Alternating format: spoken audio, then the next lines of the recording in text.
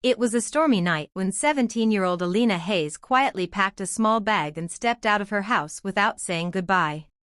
There was no note left behind, no dramatic argument echoing through the halls, just silence.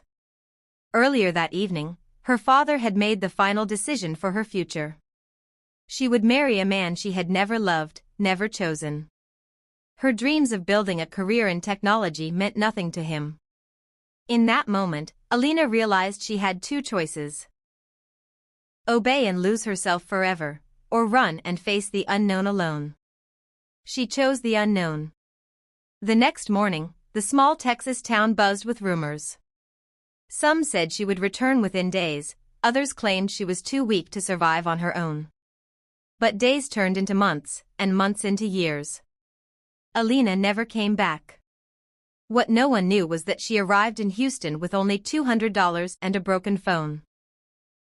She worked long shifts as a waitress, studied online courses at night, and slept in cramped shared apartments.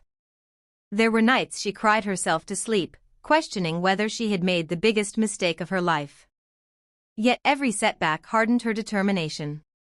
2 years later, when she finally developed her first tech idea, someone she trusted stole it and claimed it as his own. That betrayal almost shattered her completely. For weeks, she considered giving up. But instead of breaking, she rebuilt herself from scratch, stronger, smarter, and far more careful. By 25, she launched her own cybersecurity startup. By 27, she had outgrown her competitors. Investors began calling her a rising star in the tech industry. Soon after, she became the youngest CEO of a fast-growing company called Novagen Systems.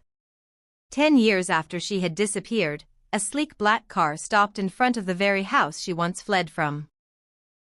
Curious neighbors peeked through their curtains as a confident woman in a tailored navy suit stepped out. It took them a moment to recognize her, but it was Alina. She looked powerful, composed, and completely transformed. When her father opened the door, shock drained the color from his face. Before he could speak, Alina handed him a file containing legal documents.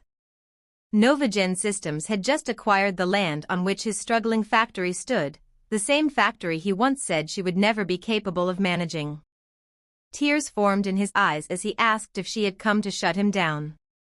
Alina removed her sunglasses and looked at him calmly. She told him she wasn't there for revenge. She was there to rebuild.